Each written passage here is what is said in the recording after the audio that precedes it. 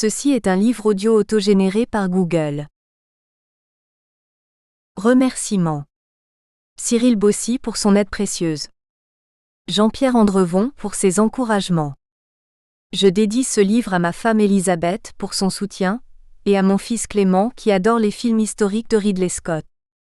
Ne pourrait-on pas voir dans la menace qu'on trouve dans chacun de vos films une métaphore résumant votre situation devant certaines gens avec qui vous devez traiter dans l'industrie cinématographique? Si métaphore il y a, ce serait plutôt celle de l'artiste à la recherche de la réalisation de soi-même. Il est constamment poursuivi par un monstre, il a toujours un énorme gorille sur son épaule. Interview de Ridley Scott par Christophe Gans et Robert Strauss, lors de la sortie française de Traqué, Someone to Watch Over Me, in Starfix, numéro 59, avril 1988. Darkness.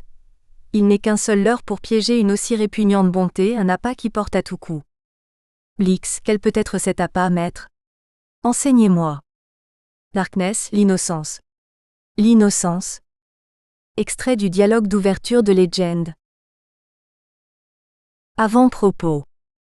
Aujourd'hui, Ridley Scott est considéré comme un réalisateur-producteur à succès, respecté de l'establishment hollywoodien, un touche-à-tout prolifique mais inégal, capable de passer, bon an, mal an, du film historique au thriller, du film de guerre à la comédie, du film de gangster à la science-fiction. Mais il est loin le temps où Scott était considéré comme un génie visionnaire, l'homme caméra le plus doué de ce siècle de l'image. Sur les forums de cinéma et dans les revues spécialisées, il n'est pas rare de rencontrer des commentaires acerbes et condescendants sur le caractère inégal de sa filmographie, ou son manque apparent de cohérence. Beaucoup de cinéphiles lui reprochent de ne plus être l'auteur d'Alien, Blade Runner et Legend. À une autre époque, ils auraient sans doute fait partie des gens qui reprochaient sans cesse à Orson Welles de ne plus être l'auteur de Citizen Kane. En préambule de son livre sur Welles, André Bazin écrivait d'ailleurs: n'eût-il réalisé que Citizen Kane, La splendeur des Amberson et La Dame de Shanghai, Orson Welles mériterait de figurer en bonne place sur l'un des grands médaillons de l'Arc de Triomphe idéal de l'histoire du cinéma. Le sous-entendu de Bazin était clair, sans parler d'Othello, Mr. Arkadine ou La soif du mal. Il semble que nous pourrions dire la même chose au sujet de Ridley Scott. N'eût-il réalisé qu'Alien, Blade Runner et Legend, Scott mériterait de figurer en bonne place sur ce grand médaillon. Mais encore faut-il ajouter à cette trilogie fameuse des œuvres comme Duelist, Gladiator, Kingdom of Heaven ou American Gangster. Pourtant, en dépit de ces films exceptionnels, le malentendu persiste et il semble désormais que le nombre de ses détracteurs ait largement dépassé celui de ses défenseurs. De fait, en 30 ans, aucun livre n'a été consacré en France à ce géant du cinéma. Le but de cet ouvrage est de démontrer que derrière l'éclectisme impressionnant de cette filmographie, derrière ces superproductions où il n'y aurait rien d'autre à attendre selon certains qu'une bonne direction artistique, se cache un véritable auteur. Un homme étrange prisonnier de ses obsessions, dont l'œuvre entière constitue un voyage initiatique au cœur des ténèbres. Claude Monnier. Introduction, la CARRIERE de Ridley Scott. Ridley Scott est né le 30 novembre 1937 à South Shields, dans le nord-est de l'Angleterre. Cette région froide et pluvieuse, aux habitants durs et taciturnes, influencera toute son œuvre future. Ridley est le second fils de Elizabeth et Francis Percy Scott. Frank, l'aîné, est décédé prématurément d'un cancer en 1980. Tony, le cadet, est devenu comme son frère un grand réalisateur qui s'est hélas suicidé en 2012. Les frères Scott connaissent une éducation aimante mais stricte auprès d'une mère dynamique. Pendant les années 1930, leur père travaille dans le commerce portuaire, un métier que poursuivra Frank. Au cours de la Seconde Guerre mondiale, il est nommé colonel dans les Royal Engineers et participe, aux côtés de Winston Churchill, aux préparatifs du débarquement allié. Il transmet à ses fils sa passion pour l'armée, la mer et les voyages. Afin de suivre les nouvelles activités militaires de Francis Scott, la famille fait un long séjour en Allemagne de 1947 à 1952. Très tôt, Ridley Scott développe un don pour le dessin, don qui lui vient également de son père. Il est particulièrement fasciné par les bandes dessinées. L'univers mélodramatique de Little Orphan Annie l'a beaucoup marqué. Élève moyen, s'intéressant peu aux études classiques, Il suit les conseils d'un professeur avisé et s'inscrit en 1954, à 17 ans, au West Hartlepool College of Art, non loin de South Shields. Durant 4 ans, il perfectionne ses talents de dessinateur, apprend la peinture et le graphisme. Il a trouvé sa voie. Il se révèle un élève brillant et sort de l'institut avec un diplôme en conception graphique. En 1958, il intègre le prestigieux et novateur Royal College of Art de Londres. Le champ d'apprentissage s'élargit: sculpture, photo, décoration théâtrale, graphisme industriel. Il suit des stages de décorateur pour la télévision et s'intéresse de plus en plus au cinéma, alors en plein renouveau. C'est l'époque du free cinéma anglais, de la nouvelle vague française et l'âge d'or de Fellini, Bergman et Kurosawa. Il tombe amoureux du médium cinéma et en 1961, il réalise un moyen-métrage semi-professionnel, en noir et blanc, Boy and Bicycle, l'histoire d'un adolescent rêveur qui fait l'école buissonnière. Ses acteurs, son frère Tony et ses parents. Le film plaît au British Film Institute qui le rachète et le diffuse confidentiellement en 1965, avec une musique de John Barry que le jeune Scott a harcelé pendant des mois. En 1961, Scott sort diplômé du RCA.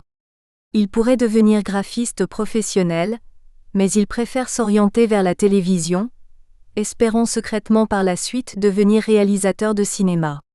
La même année, il entre comme décorateur à la BBC.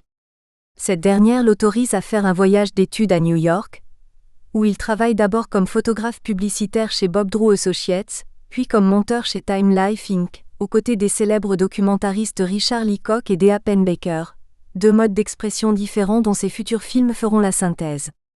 Il profite d'un congé pour découvrir les États-Unis. Il revient en Angleterre en 1962 et réintègre la BBC comme responsable des décors. Parallèlement, en 1963, les producteurs acceptent de le laisser diriger un téléfilm d'une demi-heure adapté du roman Paths of Glory. Peu à peu, il abandonne ses fonctions de décorateur et devient réalisateur sur les séries télépolicières Z-Car et Softly.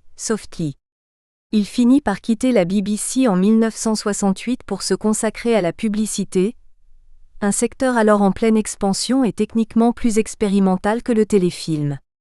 Pour Scott, c'est un succès immédiat. Grâce à sa formation complète, de la composition picturale à la technique pure, il devient le réalisateur le plus coté et le plus prolifique. En 1976, au moment de tourner de Duelist, il a déjà réalisé 2000 spots. Scott fonde dès 1967 sa propre agence de pub, Ridley Scott Associates, RSA. Il engage son jeune frère Tony, lui aussi diplômé du Royal College of Art, comme décorateur. Notons que ce dernier rêve déjà de devenir metteur en scène. RSA découvre également le talent de Hugh Hudson, futur réalisateur de Greystock 1983 et Révolution 1985. Pour Scott, la publicité est un moyen d'expression artistique à part entière, un véritable banc d'essai pour le cinéma. Elle lui permet de perfectionner son style photographique, à la fois fantasmagorique et réaliste. Il déteste l'éclairage trop net des studios de télé. Elle lui apprend l'économie et le dynamisme du montage purement visuel, sans dialogue. Surtout, elle lui donne l'occasion de montrer sa vision allégorique du monde, partagée entre l'idéal, voir par exemple ses spots pour le pain au vis ou le parfum Chanel numéro 5, et l'enfer, son célèbre spot orwellien pour le Macintosh d'Apple en 1984. Il faut bien comprendre que ce n'est pas la publicité qui a influencé Ridley Scott. C'est Ridley Scott qui a influencé la publicité. Il lui a amené ses obsessions, ses visions et son univers de cinéaste. Au début des années 1970, Scott est en concurrence avec des jeunes gens ambitieux nommés Alan Parker et Adrian Lyne. Tous rêvent de devenir cinéastes. Grâce à leur talent et leur détermination, tous y parviendront. Scott a cependant un peu de mal. Depuis 1971, il a vu avorter 2 de ses projets cinématographiques. Il s'associe alors avec un scénariste professionnel, Gerald Vaughan Hughes, et développe des projets de films historiques, dont Duelist. En 1976, David Putnam, futur producteur des prestigieux Chariots de feu, Chariot of Fire, 1981 et Mission 1986, s'intéresse à ce script remarquable, inspiré de Joseph Conrad, et parvient à le faire financer et distribuer par Paramount. À 39 ans, la carrière de Scott est lancée. De Duelist, 1977, à Legend, 1985, la décennie magique. Cette carrière commence dans la perfection. Entre 1977 et 1985, Scott nous donne coup sur coup 4 chefs-d'œuvre d'une beauté esthétique indiscutable.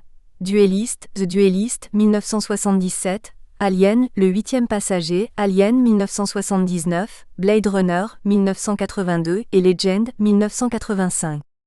Conçu à une époque plus audacieuse du cinéma américain, la période 1975 à 1985, époque sans conteste pionnière pour l'épopée, l'aventure et le fantastique, ces 4 films sont en effet de véritables œuvres d'art qui nous offrent un fascinant voyage temporel.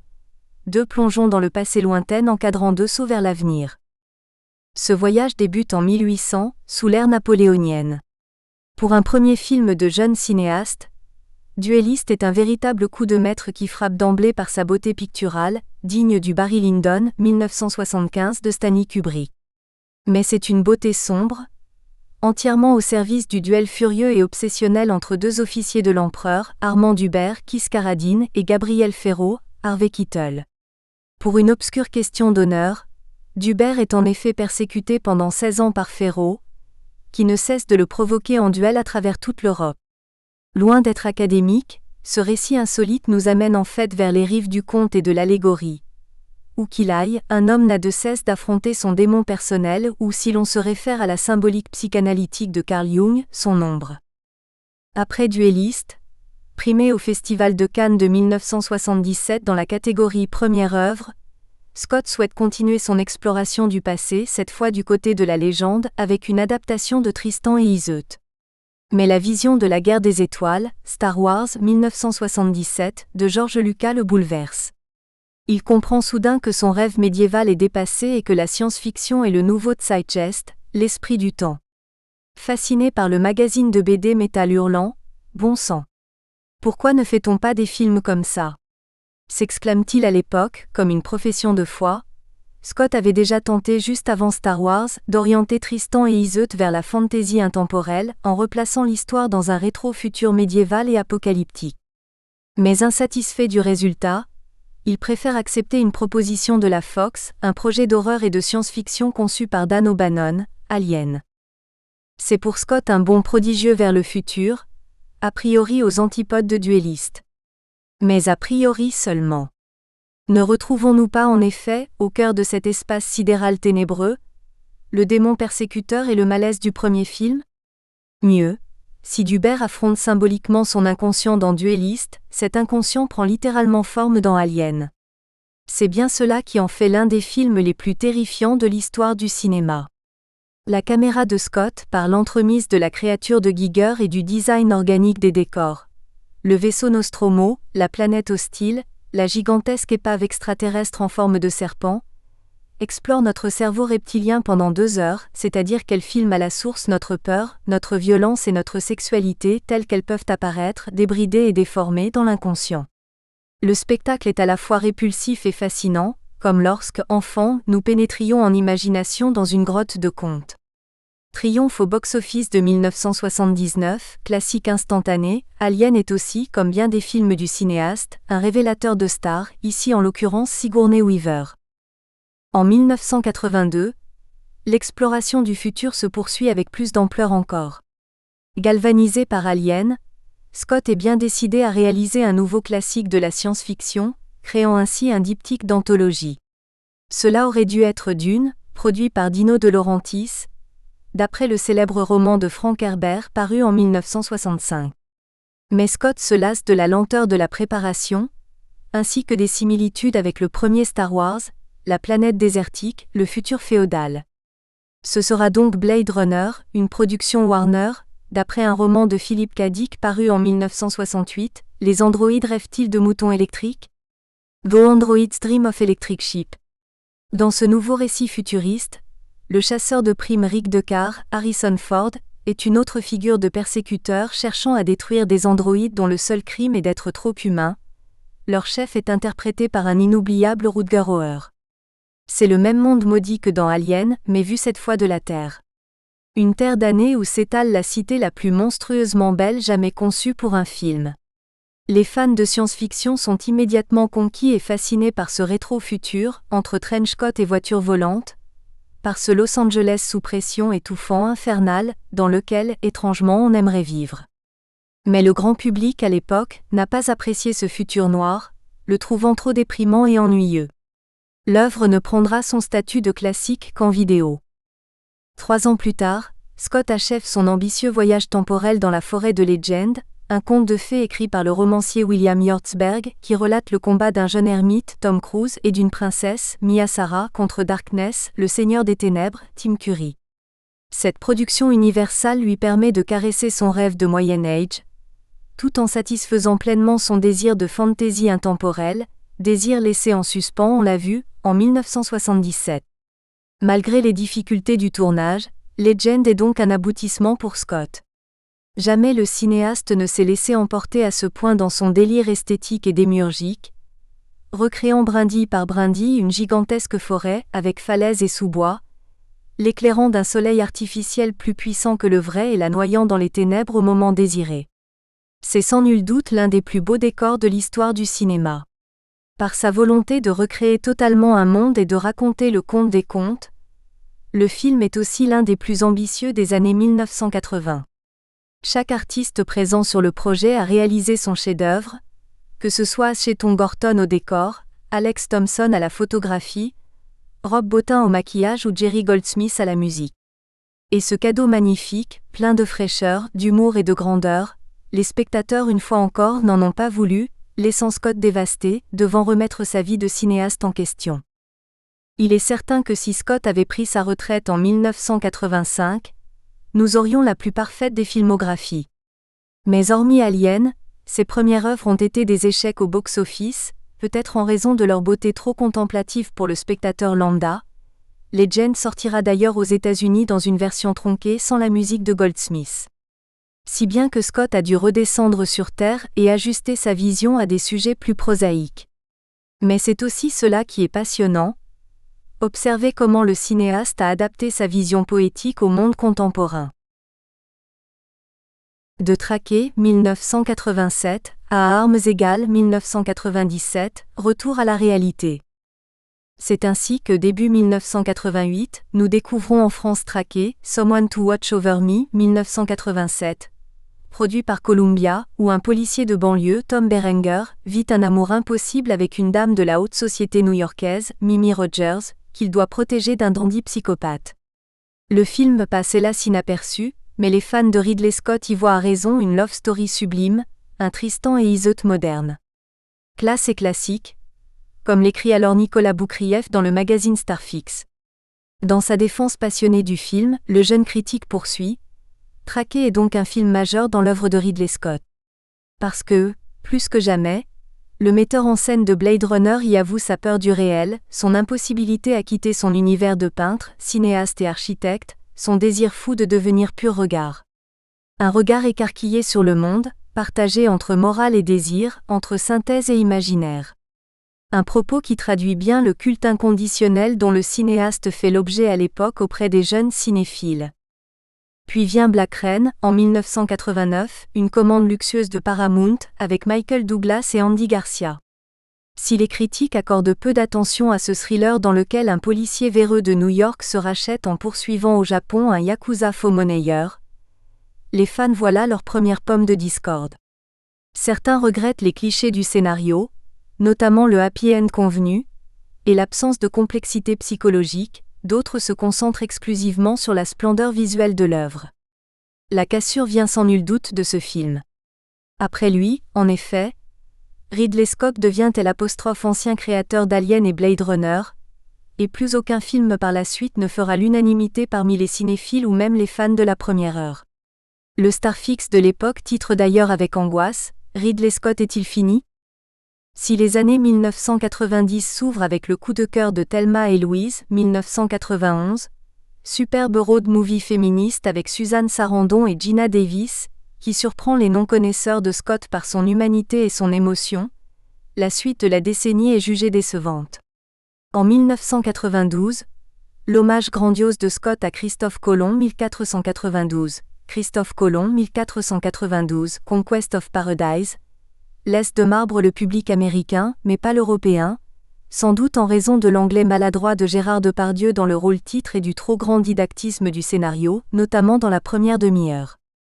1492 reste pourtant l'un des films historiques les plus puissants sur le thème de la colonisation, montré clairement comme un massacre et un péché. De plus, Scott y laisse libre cours à son tempérament de peintre et à ses délires de metteur en scène, par exemple la scène de la tempête, digne de Legend.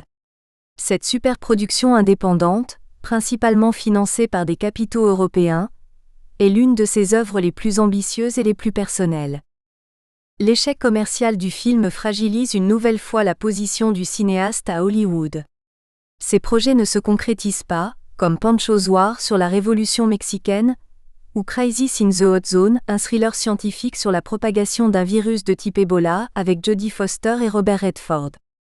Le cinéaste profite de cette période creuse pour fonder en 1995, avec son frère Tony, la société Scott Free qui produira par la suite tous leurs films ainsi que de nombreux téléfilms et séries. C'est également en 1995 que les dynamiques frères Scott rachètent une part des célèbres studios anglais de Shepperton. Tombé amoureux très jeune de l'océan et du monde de la marine, Scott lance sa toute nouvelle compagnie dans Lame de fond, White Squall, 1996, un drame de la mer inspiré d'une histoire vraie.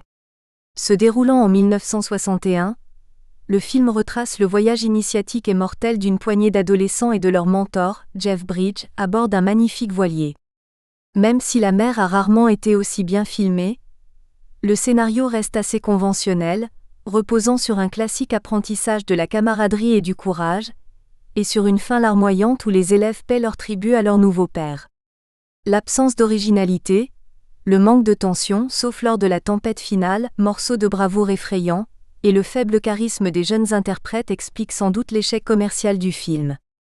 En 1997, la carrière de Scott atteint son point le plus critique avec À armes égales, G.I. Jane, l'histoire d'une femme officier, Demi Moore, qui subit volontairement l'entraînement infernal des Navy Seals. Non pas que le film soit mauvais ou qu'il ait fait un bide, il est dynamique, efficace et a relativement bien marché, ou encore qu'il soit, sur le plan thématique, éloigné des préoccupations de Scott, mais parce qu'il est formellement sans saveur particulière. Et cela, Ridley Scott a dû en être conscient car tous les films qui suivent portent résolument son esthétique personnelle et témoignent d'une plus grande ambition. À cette époque, le cinéaste prépare d'ailleurs son retour à la science-fiction avec l'adaptation du roman Je suis une légende, I Am Legend, 1954, de Richard Matheson, mais les visions glauques et sans concession du scénario, ainsi que le budget faramineux et les réticences de la star envisagée, Arnold Schwarzenegger, ont raison du projet. Le cinéaste se tourne alors vers un autre genre grandiose, le péplum. De Gladiator 2000 à Robin des Bois, 2010, la décennie foisonnante. À sa sortie en 2000, Gladiator fait l'effet d'une bombe. Scott accomplit plusieurs exploits avec ce film produit par DreamWorks. Tout d'abord, il fait renaître à lui tout seul le film historique à grand spectacle, aidé bien sûr par la technologie numérique.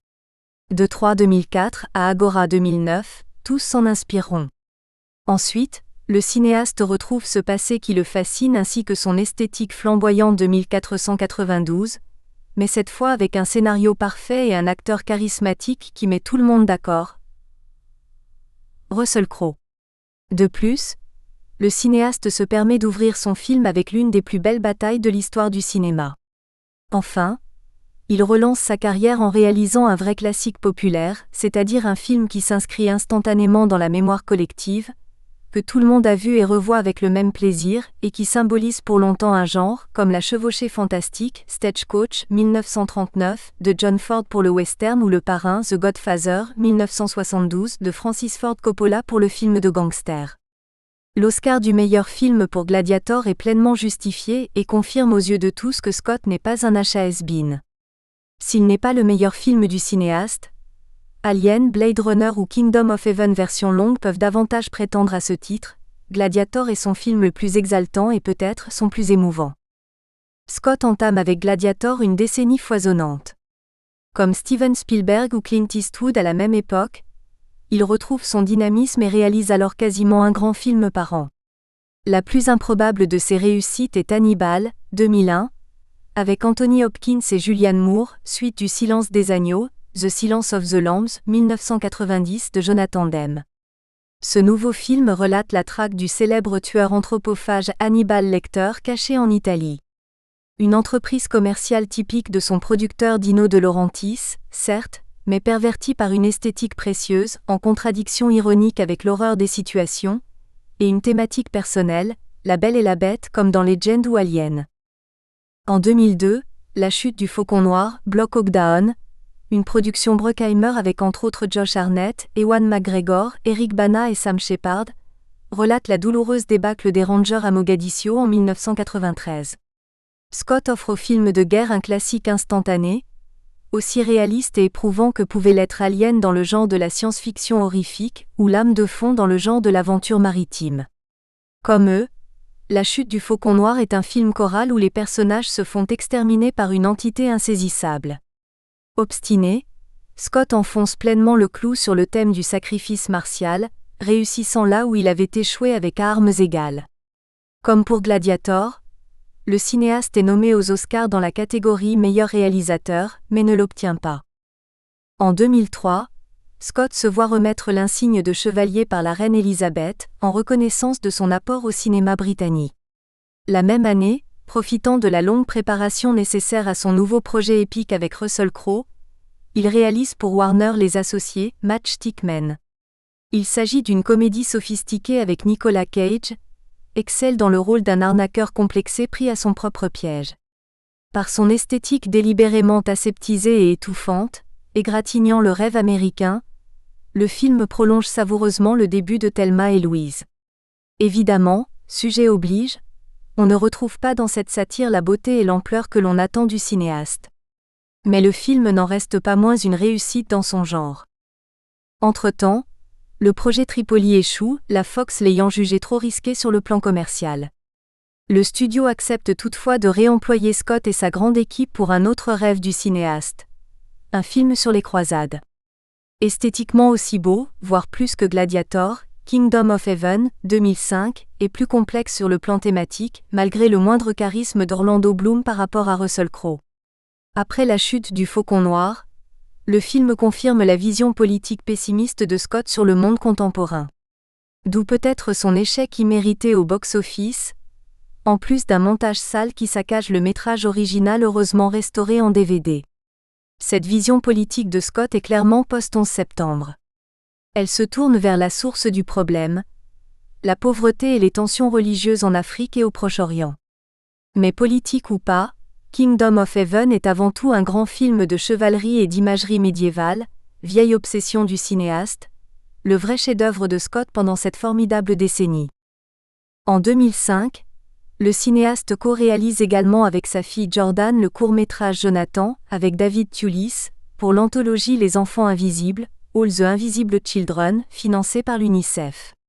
L'année suivante, comme pour se reposer du tournage exténuant de Kingdom of Heaven, Scott adapte le roman de son ami Peter Mell, Un bon cru, rebaptisé Une grande année, à Goodyear 2006. Comédie modeste, personnelle et joliment nostalgique sur un trader cynique de Londres, Russell Crowe devenu son acteur fétiche, qui trouve sa rédemption en Provence. Une grande année est assez significatif de la frénésie cinématographique de Scott pendant cette décennie. Le cinéaste se délasse en tournant un film. Les choses sérieuses reprennent en 2007 avec American Gangster, une grosse production universelle sur la corruption et la drogue dans les années 1970. Un flic incorruptible à la Serpico enquête sur un caïd de la mafia noire new-yorkaise. Pour ce voyage à rebours extrêmement réaliste, véritable remontée aux sources de notre société actuelle, mondialisation, capitalisme sauvage, vulgarité marchande, Scott choisit un style sobre et distant qui observe avec ironie deux personnages obsessionnels et deux superbes acteurs, Denzel Washington et Crowe. Avec une aisance confondante, et grâce au scénario très documenté de Steven Zaillian, il nous donne tout simplement l'un des meilleurs films de gangsters depuis Casino de Scorsese en 1995. Un an à peine après cet exploit, le cinéaste revient au Proche-Orient avec Mensonge d'État, Body of Lee, une production Warner qui raconte la traque d'un leader terroriste islamiste par un agent de la CIA désabusé, Leonardo DiCaprio. Mensonge d'État passe scandaleusement inaperçu, peut-être en raison d'une affiche inadéquate qui semble vendre un banal thriller d'action, alors qu'il s'agit peut-être d'un des meilleurs films d'espionnage de ces dernières années. La reconstitution de l'Irak et de la Jordanie contemporaine possède le même souci documentaire qu'American Gangster, avec ce mélange d'ironie et de pessimiste sur l'opportunisme des partis qui s'affrontent, ici la CIA contre les terroristes. Mais le style de Scott est ici volontairement plus virtuose, en cinémascope, peut-être pour nous signifier que nous sommes aussi dans un film d'aventure initiatique avec un héros maudit et masochiste, dans la veine de Joseph Conrad, auteur fétiche du cinéaste. Peut-être aussi simplement parce que Scott, comme son personnage et comme T.H. Lawrence, est amoureux des pays arabes et qu'il veut les magnifier.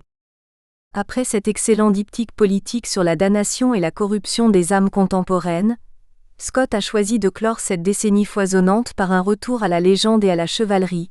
Robin des Bois, Robin Hood, 2010, avec Russell Crowe et Cate Blanchett. Moins original que Gladiator ou Kingdom of Heaven, puisque l'histoire de Robin des Bois a été racontée à de multiples reprises, cette production universelle n'en reste pas moins une belle fresque historique, qui se veut plus réaliste que les adaptations précédentes, en conservant un caractère grandiose propre à l'auteur de Gladiator. Surtout, le film représente bien ce cinéma adulte, plein d'amertume, que n'a jamais cessé de faire Ridley Scott sans se soucier des modes. De Prometheus 2012 à Exodus 2014. En 2012, Scott revient enfin à ses premières amours, la science-fiction.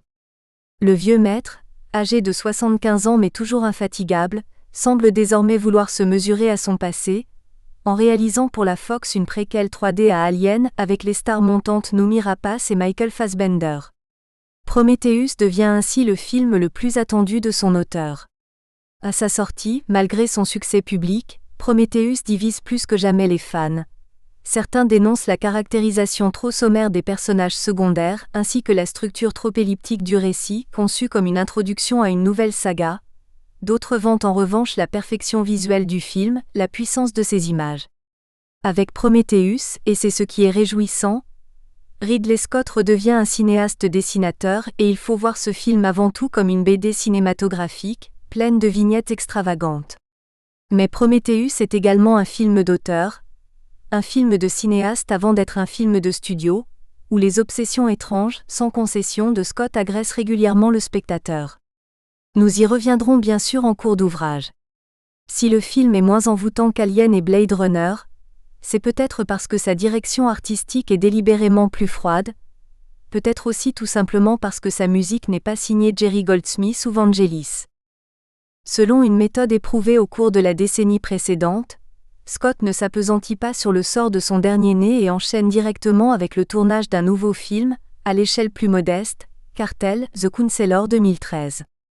C'est malheureusement au cours de ce tournage, au mois d'août 2012, que Tony Scott se donne la mort, marquant le film d'un saut mortuaire, tristement en accord avec son sujet.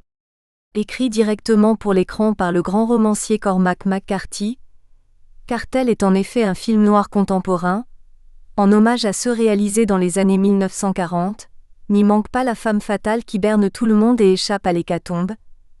Un conte moral pour adultes qui montre la descente aux enfers d'un avocat véreux du Texas, Michael Fassbender, puni par un cartel pour avoir voulu profiter du trafic de drogue entre le Mexique et les États-Unis. Si le budget est réduit en regard des critères hollywoodiens, 25 millions de dollars, la présence des prestigieux Scott et McCarthy a attiré un casting de stars. Cela n'empêche pas le film de faire un bid magistral lors de sa sortie américaine, en octobre 2013, le public étant décontenancé, non pas tant par la violence barbare des trafiquants de drogue, cette violence n'a pas empêché le succès de No Country for Old Men des frères Coen en 2007, mais par le rythme atypique du film, alternant dans un mélange de sophistication glaciale et de désenchantement, de longues scènes de dialogue pleines de vacuité, volontaires, et des scènes de meurtre brutal dont la sécheresse évoque le fait divers crasseux. Film peu aimable donc, comme une provocation amère envers le formatage hollywoodien et le public adolescent, provocation d'autant plus étonnante que le film est produit au sein d'une major, la Fox. Au moment où son film subit l'échec, ce ne sera ni son premier ni sans doute son dernier, Scott est déjà ailleurs, sur les sentiers désertiques de la Terre Promise, filmant sa version, probablement violente et réaliste, de l'histoire de Moïse et de la fuite des Hébreux vers Israël. Intitulée Exodus, cette nouvelle fresque antique est prévue pour la fin de l'année 2014, avec Christian Bale dans le rôle principal. On le voit, si la filmographie de Scott était au départ élitiste, un film de prestige tous les 3 ans, elle s'est intensifiée et diversifiée, au risque parfois d'aller vers le conventionnel, l'âme de fond, à armes égales, ou l'anecdotique, une grande année. Mais c'est que Scott a commencé sa carrière plus tard que d'autres cinéastes, à 39 ans, et sans doute pensait-il avoir du retard à rattraper. Si bien qu'il est devenu un fou de tournage, comme John Ford en son temps, quitte à ce que sa filmographie soit moins parfaite qu'au début. Toutefois, il y a eu une contrepartie positive. Sa vision du monde a pris de l'ampleur, son regard s'est posé, non plus uniquement sur le futur et le passé lointain, mais également sur un présent à feu et à sang, de Black Rain à Cartel, en passant par la chute du Faucon Noir, American Gangster et Mensonge d'État. Le démiurge esthète du début est devenu également le peintre réaliste d'une humanité à la dérive. Son point de vue s'est clairement affirmé comme social et politique, ce qu'il a toujours été depuis le départ, mais de manière plus discrète. Si John Ford, comme l'a déclaré le cinéaste John McTiernan au magazine Impact, est un homme politique caché, c'est le cas de Scott également. L'analogie avec John Ford n'est pas gratuite. Même si le discours politique et social de Scott est plus pessimiste que celui de Ford, les deux hommes ont beaucoup de points communs. Un œil de peintre, un sens visuel inné pour le cadre et la beauté esthétique, un amour du contre-jour et des effets de lumière, une fascination pour la vie militaire et le monde de la mer, un amour immodéré de la pellicule et du tournage, quitte à faire parfois des petits films, une rapidité et une sûreté d'exécution sur le plateau, un tempérament celtique et sur les tournages, le caractère résolu des apostrophes. Un général en campagne, enfin une vision large et riche, pour tout dire allégorique, de l'humanité. L'univers de Ridley Scott. What could the world locked in a season of death? Legend. L'influence JUDEOCHRETIE-NNE. Tous les films de Ridley Scott montrent comment la corruption et les ténèbres cherchent à anéantir l'innocence et la lumière. Cette vision délibérément manichéenne, dans ce que le mot a de plus ancien, c'est-à-dire l'affrontement de deux mondes opposés, de forces égales et interdépendants, dévoile l'influence du mythe et du passé immémorial chez le cinéaste. Comme Charles Baudelaire dans son recueil poétique Les Fleurs du Mal, 1857, l'imagerie biblique semble obséder Ridley Scott et structure son œuvre entière, non dans un sens religieux, pas de prosélytisme chez lui, bien au contraire, mais plutôt dans un sens mythique et visuel, dans ce que la Bible a aussi de plus symbolique. La corruption et le démon. Des duellistes, le personnage de Pharaoh est un véritable démon qui prend un malin plaisir à persécuter Dubert. Au fil des duels, la notion d'honneur s'estompe pour laisser la place à une lutte gratuite. C'est cette gratuité absolue et effrayante qui nous fait comprendre le sens symbolique de ce que nous voyons. Où qu'il aille, Dubert est un homme poursuivi par sa pulsion de mort, si l'on se réfère à la vision maladive de Freud, ou par son ombre, si l'on suit les thèses symboliques de Jung. Que l'on soit adepte de Freud ou de Jung, psychanalyse et mythe judéo-chrétien se rejoignent, on peut même dire qu'ils sont inséparables. La psychanalyse n'est que la version scientifique, médicale, des mythes ancestraux. Pour elle, les conflits grandioses imaginés par nos ancêtres sont la métaphore des conflits se déroulant dans notre esprit. Ainsi, Pharaoh incarne la mauvaise conscience de Dubert, le mal ou la violence meurtrière qui fonde sa vie de soldat. Et si leur duel perpétuel est absurde, il ne l'est pas plus, comme le souligne l'ami ou le bon ange de Dubert, que le grand duel entre les nations qui dévorent l'Europe napoléonienne. La corruption, au sens du mal, et la vanité triomphent. Cette figure du démon persécuteur, de l'alter ego néfaste, nous la retrouvons dans bien des œuvres de Scott. La créature d'Alien en est la version la plus horrible, la plus animale, la plus organique, véritable excroissance négative sortie littéralement de l'homme, voire la traumatisante séquence du ventre explosé. Elle est aussi indestructible et consubstantielle à l'être humain que son inconscient. Dans Legend, Scott prend cette figure au pied de la lettre, à sa source mythologique et biblique, en nous donnant Darkness, un magnifique Minotaure écarlate, le diable en personne. Dans ce film, le cinéaste traite donc de son thème favori au premier degré. C'est pourquoi nous pouvons dire que c'est son œuvre la plus personnelle et risquée, mais il n'oublie pas d'insister sur la symbolique du personnage. En effet, Darkness peut être vu comme la part mauvaise de l'esprit de la princesse Lily, celle dans laquelle s'épanche sa volonté de pouvoir, de manipulation, de sexe et de luxure, en somme toute la corruption de son âme. D'où la force et la beauté de sa joute gestuelle et verbale avec le démon. Les autres figures corruptrices qui suivent dans la filmographie ne peuvent évidemment surpasser Darkness, mais soutiennent aisément la comparaison avec le féroce de duelliste. Ainsi du Joey Venza qui persécute Claire dans Traqué, toujours tapi dans l'ombre, ne respectant rien, ni l'art, le beau tableau abstrait qu'il déchire, ni l'intimité de l'héroïne, il s'introduit dans les toilettes pour souiller son visage. Ainsi de Sato, le yakuza sanguinaire de Black Rain, qui amène le policier Nick Conklin hors de lui-même, au bord de la sauvagerie, lui faisant extirper la part mauvaise de son être. Ainsi de Moxica, le noble espagnol qui nargue Christophe Colomb en 1492, incarnant tout ce que l'explorateur ne veut pas être. Un homme de pouvoir raciste et orgueilleux, mais qu'il devient peu à peu. Nous retrouvons Ferro, Sato et Moxica sous les traits de Guy de Lusignan, le croisé fanatique et sanguinaire qui renvoie le chevalier Balian à ses propres péchés tout au long de Kingdom of Heaven. De même que nous retrouvons Darkness sous les traits de Commode et du prince Jean, les héritiers corrompus et torturés de Gladiator et Robin des Bois, qui rêvent, comme le Minotaure de Legend, de prendre la place du père. Nous le retrouvons sous les traits d'Hannibal Lecter qui est amoureux sans espoir de la pure Clarisse, comme le Diable Rouge pouvait l'être de Lily, et enfin sous les traits plus réalistes de Frank Lucas dans American Gangster, d'Al Salim, le leader terroriste de Mensonges d'État et de Malkina dans Cartel, être des apostrophes. Une froideur effrayante qui manipule dans l'ombre l'humanité. Que ce soit par la drogue, la religion ou le luxe, ils séduisent leur entourage, lui offrent un rêve artificiel, une pure illusion, pour mieux asservir et satisfaire leur soif de pouvoir. Dans un magnifique dialogue de Legend, Darkness déclare d'ailleurs significativement « Les rêves sont ma spécialité. À travers les rêves, je manœuvre l'humanité. » Comme Scott travaille pour Hollywood, le duel qui oppose la corruption à l'innocence, l'ange déchu à l'ange du bien est toujours gagné par ce dernier, mais la lutte est montrée comme perpétuelle et douloureuse. En tant que procédé narratif hitchcockien, plus le méchant est réussi, plus réussi sera le film. Les méchants de Scott sont des réussites incontestables et le cinéaste met tout son art de graphiste pour leur dessiner une silhouette inoubliable. Songeons aux moustaches noires et pointues de Ferro, au corps phallique de l'alien, au rouge écarlate et aux cornes grandioses de Darkness ou encore au cuir noir de Sato. Nous avons là, à proprement parler, toute la séduction et toute la beauté du diable.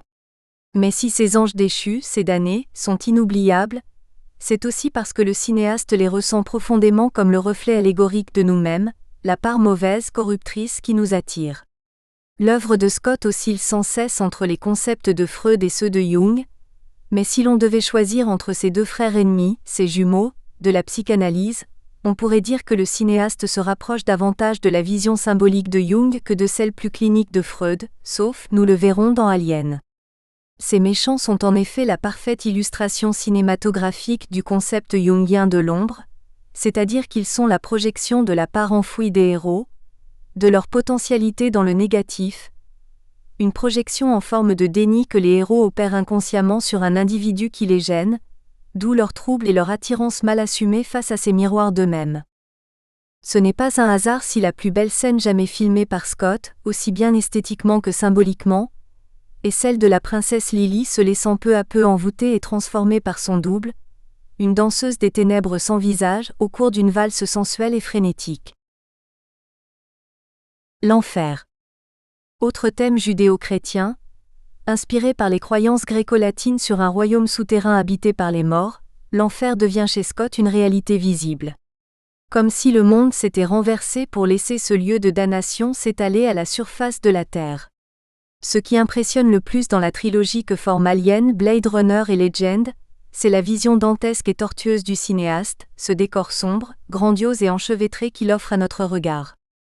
Que ce soit les coursives du Nostromo ou celles du gigantesque vaisseau extraterrestre, le Dérélicte, Que ce soit le sol rocheux soumis à la tempête sur lequel marchent péniblement les astronautes maudits d'Alien ou la forêt dévastée que parcourent Jack et ses compagnons, que ce soit enfin les pyramides qui éventrent le ciel crépusculaire du Los Angeles de 2019, panorama surnommé Hades par l'équipe du film, ou les ruelles pluvieuses et polluées des quartiers pauvres de la ville, et le même univers, le même enfer fascinant. Fascinant car d'une beauté ténébreuse à couper le souffle. Nos ancêtres devaient éprouver la même fascination face aux descriptions de Dante Alighieri dans la Divine Comédie, 1307 à 1321. Pour Scott, la corruption et la beauté du diable précédemment évoquées prennent possession de l'environnement. Le décor extériorise la corruption de l'humanité, comme le portrait de Dorian Gray exprimait la corruption de son sujet. Sans doute influencé, comme tout Britannique né avant la Seconde Guerre mondiale, par le christianisme et par les écrits de John Milton sur le paradis perdu, 1667, qui raconte avec beaucoup de puissance et d'émotion, comment Adam et Ève furent chassés du jardin d'Éden sous l'influence de Satan, qui est quasiment le personnage principal du livre. Scott est un moraliste caché. L'enfer qu'il nous montre, semble-t-il dire, est celui qu'on mérite. C'est manifeste aussi bien dans le Surnaturel Legend, où la tentation de Lily précipite l'univers entier dans le chaos, que dans le réaliste Cartel, où l'appât du gain de l'avocat, autre forme de tentation, précipite la chute de son monde privilégié. Le cartel mexicain devient ainsi, métaphoriquement, le démon avec qui il a eu le tort de pactiser. C'est tout aussi manifeste dans 1492, où les colonisateurs amènent mort et destruction dans ce que Colomb nommait justement à son arrivée le paradis terrestre. Jamais plus personne ne le verra comme nous l'avons vu la première fois, écrit-il dans son journal. Dans le final ironique de ce film, la reine Isabelle d'Espagne lance à Colomb « Le nouveau monde est un désastre ». Et Colomb de répondre « Et le vieux monde, un accomplissement ?» Cette ironie tragique, ce pessimisme foncier de Scott, on le retrouve dans Kingdom of Heaven, au titre lui-même ironique, où les hommes transforment un lieu sacré, Jérusalem, en véritable enfer terrestre. On le retrouve enfin dans Prometheus, où des explorateurs partent avec espoir aux confins de la galaxie pour rencontrer Dieu et ne trouvent sur place qu'horreur et anéantissement, au sein d'une civilisation perverse et mortuaire, celle des ingénieurs. Si l'on regarde bien son œuvre contemporaine à partir de Traqué, on voit bien que cet enfer, lieu de supplice des damnés, apparaît aussi dans les bas-fonds de New York, où règne vulgarité, meurtre et corruption. Traqué, Black Rain, American Gangster, dans la fourmilière dantesque et les usines métallurgiques des apostrophes. Osaka, Black Rain, dans les ruelles antiques et ténébreuses de Florence, Hannibal, où les statues géantes, la nuit, rappellent les colonnes païennes du palais des ténèbres de Legend et annoncent les ingénieurs maléfiques de Prométhéeus. Enfin, cet enfer apparaît de manière réaliste et d'autant plus tragique, dans les villes miséreuses et éventrées de Somalie et d'Irak, la chute du Faucon Noir, mensonge d'État, ainsi que dans cet immense terrain vague, sauvage, aride et sans loi que constitue la frontière américano-mexicaine Cartel. Dans ces films, tout n'est que vent, vapeur, sueur, froid, fumée, pluie et débris. En voyant les premières images de Blade Runner, Tony Scott, le frère de Ridley, reconnut la banlieue ouvrière pluvieuse de leur enfance, dans le nord de l'Angleterre. Cette banlieue a manifestement laissé des traces dans l'esprit visuel et poétique du petit Ridley. Elle lui est sans doute apparue comme une métonymie de l'univers entier, un univers effrayant où l'on aime pourtant ce lover, car cet univers c'est le nôtre, c'est chez nous. C'est notre cerveau. Et ne nous y trompons pas. Même si les films de Scott se déroulent à des époques différentes, c'est la même humanité en perdition que nous contemplons. Les hommes et les femmes qui errent dans le Harlem d'American Gangster ou dans le Juarez de Cartel sont les mêmes qui erreront dans les rues de Los Angeles en 2019. Scott a simplement déplacé le curseur sur l'échelle du temps. Le chemin de croix. Dans les films de Scott, l'ange du bien est amené à souffrir pour expier ses propres insuffisances et ses propres péchés. C'est là encore une influence judéo-chrétienne. Le chemin de croix christique est directement évoqué dans Kingdom of Heaven, lorsque Balian monte en haut du Golgotha, essayant en vain de ressentir la passion. Ce n'est qu'à la fin, en allant au bout de ses forces pour sauver Jérusalem, qu'il comprendra la valeur du sacrifice. Étrangement, c'est dans Blade Runner qu'apparaît le mieux cette thématique, non pas par le trajet douloureux de Rick Deckard, Harrison Ford, qui se fait plusieurs fois passer à tabac, mais par celui du méchant Roy Batty, Rutger Hauer. Toute l'ambivalence et la complexité de ce film tiennent d'ailleurs dans ces guillemets. Car en effet, Roy Batty est le vrai zéro de Blade Runner au point que Hauer vole la vedette à Ford. Hauer incarne Batty comme un enfant perdu, innocent, victime de sa condition de répliquant. C'est un ange, comme le souligne la colombe qu'il serre sur sa poitrine. C'est aussi une figure christique, comme le suggère l'énorme clou qui perce la chair de sa main. Il souffre et se sacrifie pour que vive son semblable de quart. Et c'est à ce prix qu'il rachète ses propres crimes, comme ce meurtre du père, Tyrell, qu'il commet en pleurant. Chez Scott, l'innocent n'est pas forcément pur comme peut l'être Jack dans Legend ou Clarice dans Hannibal. Conte de fées oblige, car Hannibal en est un à sa manière, mais c'est un être idéaliste qui lutte résolument pour le bien, se souillant au contact du mal et se sacrifiant avec un certain masochisme pour les autres. Outre Balian, songeons en particulier à Colomb dans 1492, au lieutenant Jordan O'Neill dans À armes égales, à Maximus dans Gladiator, au soldat perdu de la chute du Faucon Noir, à Roger Ferris dans Mensonge d'État. Leur parcours est un chemin de croix christique dans lequel les blessures et les tortures ne font qu'extérioriser dans leur chair les péchés de l'humanité dans son ensemble, que ce soit la cruauté des colonisateurs en Amérique, celle des spectateurs du cirque romain, celle des croisés fanatiques ou bien celle des terroristes islamiques et des agents de la CIA dans l'Irak contemporain. La femme en particulier est une figure d'innocence récurrente chez Scott. Un être bon qui affronte la tourmente et la cruauté d'un monde masculin sanguinaire et corrompu. Ce ne sont pas des demoiselles en détresse, sauf Claire dans Traqué ou Laura dans Cartel, ni même des Valkyries dans le style de James Cameron. Ce sont des combattantes imparfaites qui souffrent comme le montre très tôt la Ripley d'Alien, puis plus tard la princesse Lily de Legend, Thelma et Louise, Clarice dans Hannibal, le lieutenant O'Neill dans À armes égales, Lady Marianne dans Robin des Bois, ou encore Elizabeth Shaw dans Prometheus. Dans la scène des ' Immaculée Conception de ce dernier film, la quasi-nudité de l'héroïne, son corps meurtri, ses cheveux ruisselants, la croix chrétienne à laquelle elle se cramponne désespérément, sont autant de motifs christiques qui renforcent la notion de calvaire. À l'image de la licorne de Legend, cette innocence est parfois sacrifiée dans une emphase opératique, comme le montre magnifiquement la chute finale de Thelma et Louise ou la mort au ralenti de Clarice au début de Hannibal. Mais c'est un sacrifice plein de grâce et Scott refuse catégoriquement de montrer l'écrasement final. Elles restent des anges saisis en plein vol. Remarquons que le cinéma sans concession de Scott se conclut souvent par une mort sacrificielle qui marque durablement le public, la plus célèbre et émouvante étant celle de Thelma et Louise, mais n'oublions pas celle de Charlie dans Black Rain, de Gilles dans L'âme de... Nous espérons que vous avez apprécié cet aperçu. Pour continuer à écouter ce livre audio sur Google Play Livres, utilisez le lien dans la description de la vidéo.